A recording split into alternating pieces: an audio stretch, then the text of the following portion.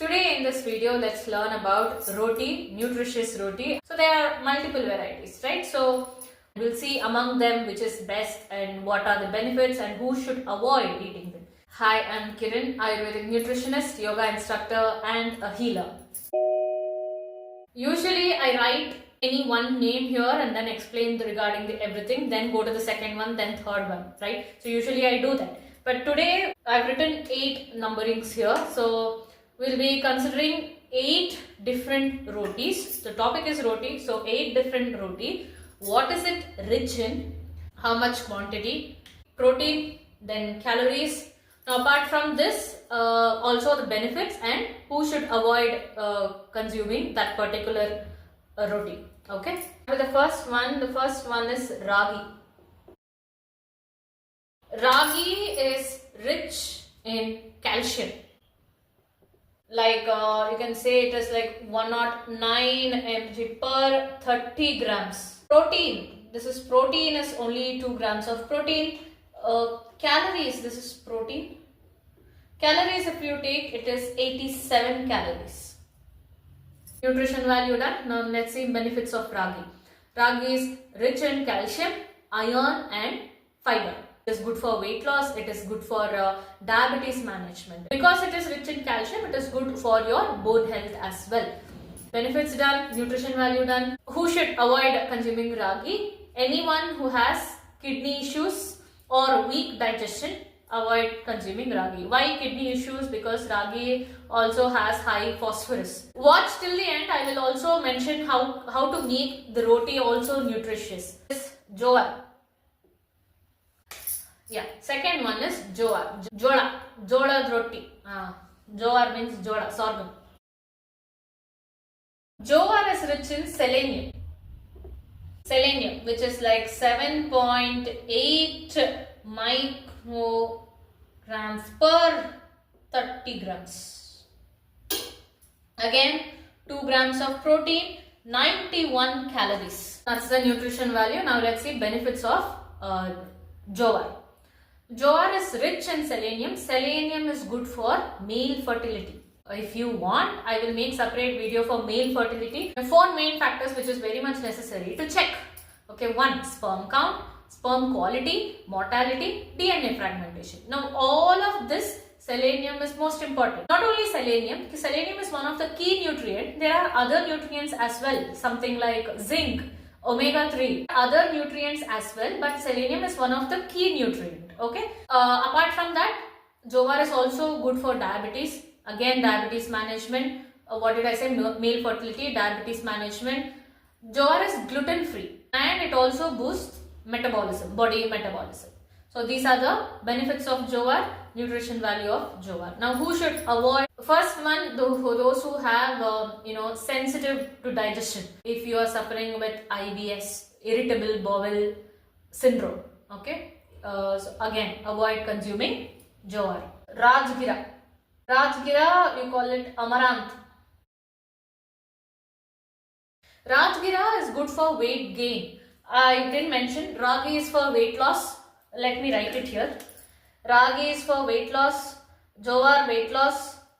Amaranth is for weight gain. So it is rich in protein.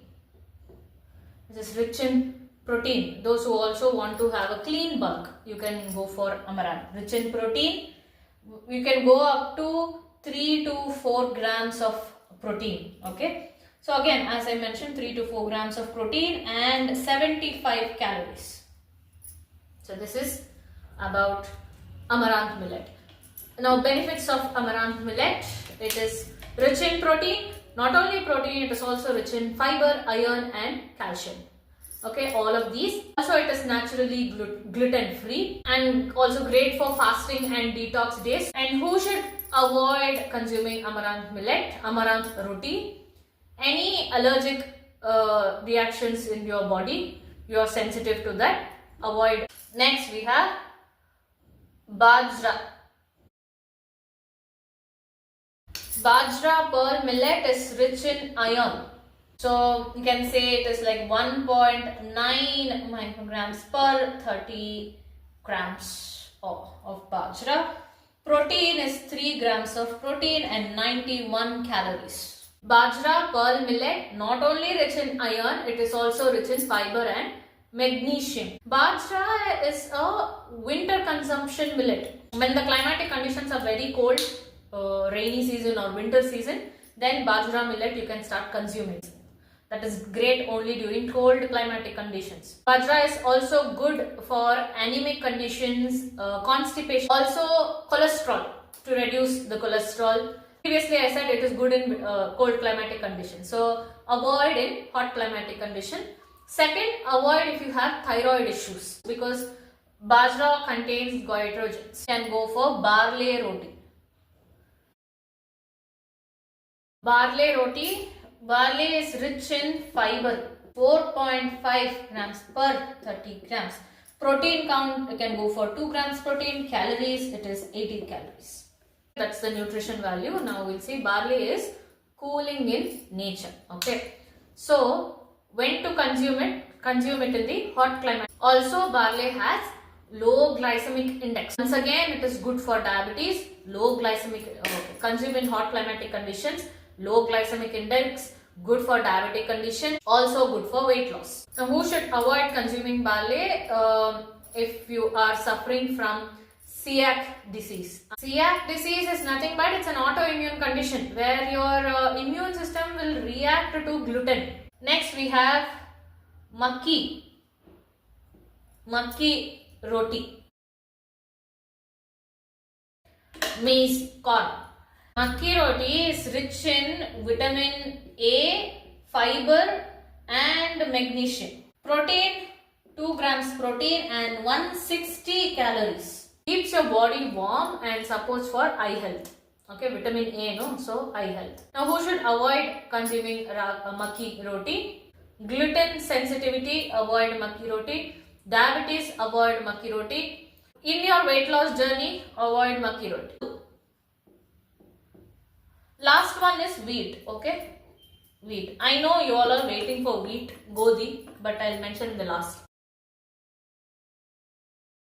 Sattu is highest in protein, 6 grams per 30 grams. Again, 6 grams and 80 calories. Okay, now listen. What is sattu? Sattu is nothing but Bengal gram.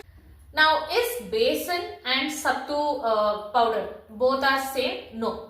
Sattu and besan, the main key ingredient is chickpea flour, Bengal gram, but both are not same.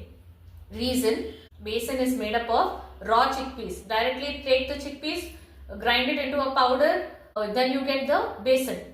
Now sattu is made up of roasted chickpea, which has the outer layer, the black or brown layer on top, right? The pottu of roasted chickpeas is nothing but sattu. So sattu and besan are not same. Keep that in mind. Benefits of sattu: high in protein, fiber, naturally gluten free, light and cooling for summer. I mean to say hot climatic conditions, very light and cooling in nature. Now who should avoid consuming sattu? Sattu roti. Vata disorders. Any kind of vata disorders like joint issues or anything.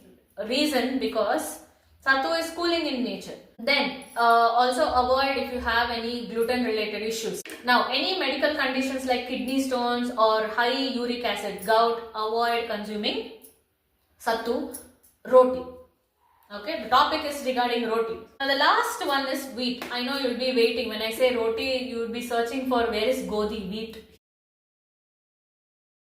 Now wheat is rich in B complex, which will have only 1.5 grams of protein and 85 calories. Okay, this video we are discussing both benefits and who should avoid. Now wheat, benefits is less, who should avoid is more. Okay. So wheat is rich in B complex, wheat is rich in complex carbohydrates, okay, complex carbs, and it is also rich in fiber only if you do it on your own, only if you make the flour or the powder on your own. You, instead of purchasing the packaging, if you go to the flour mill and make the flour, then it is rich in fiber, or else the packaging one in the market that you get, it is not rich in fiber. Now You have a huge list. Who should avoid consuming wheat? Wheat is high in glycemic index. High in glycemic index, GI. So, therefore, it may increase your blood sugar levels. Therefore, people who are diabetic, stop consuming wheat, chapathi, roti, phulka, whatever it is. Switch. Instead of consuming godi, wheat, you can actually eat rice. The way you cook rice will depend, do not cook it in the pressure cooker in a complete huge glass. 1 glass of rice, double the quantity of water, keep it open vessel and let it boil. And once you boil, remove the white color starch on top of it, and then you completely strain it. Then you consume the rice. Your diabetic level will actually reduce, okay? This has high glycemic index, which will raise the blood sugar levels. I don't know why most of them recommend diabetic eat godi. That is wrong actually. Okay, so avoid it. Okay, that is first condition. Second condition, who should avoid if you are gluten sensitive. I mean to say, you find any rashes in your body, you have any stomach ache or rashes in your body, you see them, then you are sensitive to gluten. 2 points done. Now the third one, wheat contains oxalates, okay, so which means too much consumption of wheat can lead to kidney stones and gallstones because it contains oxalates. Next, fourth, who should avoid is indigestion issues and reflux issues. Now, by any chance you don't want to eat rice, you don't want to eat millets, wheat is the only staple food which you keep consuming. If you are such a person, then I have one small tip for you. Do not buy packaging that you see in the market, okay? There are so many brands. Instead, purchase the actual wheat. Wash it once, remove all the dust particles on top and sun dry it. 2-3 days you sun dry it. And then you go to a flour mill, ask them to powder it into a coarse powder, not a fine soft one, a little rough, coarse powder, okay? So, and to this in the flour mill, you can also add chickpeas to it. Roasted chickpeas, you take it in a box. Whenever he adds the wheat to the flour mill, also add the chickpea flours and get it to a powder, okay? This is the wheat flour, okay? Now this wheat flour, which is made in the flour mill, you sun dry it and make it, that will have not only B complex, it is also rich in fiber. But the packagings are not rich in fiber. Now what to do? How do you knead the flour? Wheat flour is in a bowl. How much quantity you want, you add it. Add hot water, add a pinch of salt, and then add 1 spoon of ghee. And then you knead it. Completely knead it. Let it sit for some 30 minutes and then you make balls. Either you tap it or you use a rolling pin and you make the chapathi. And when you place the chapathi on the pan, do not add oil. No oil, no ghee, nothing. Okay, do not add oil. Once you see the brown spots, flip it. Again you flip it and then you start consuming it. Okay. Quick repetition. Ragi rich in calcium, Jowar selenium, rajgira protein, Bajra iron, Barley fiber, Makki vitamin A, fiber, magnesium, sattu protein, wheat, B complex vitamins. Okay. Now how do we increase the nutrition value of all of these rotis? 1. The flour, you add hot water to it, knead it well, and then either you tap it on your kitchen slab and then you make the roti, or you can add onion, tomatoes, also add jeera and any spinach to it. Any kind of spinach. You can add curry leaves, pudina, mint leaves, coriander leaves you can add, fenugreek leaves, methi leaves you can add, sabdakki soppu, sapsige soppu. It will look like this. I don't know the name in English, but it will look like this. That you can add. Add any spinach to it. Palak also you can add. Add any spinach to it. Onion, tomatoes. For digestion, you can also add jeera, ajwain to it.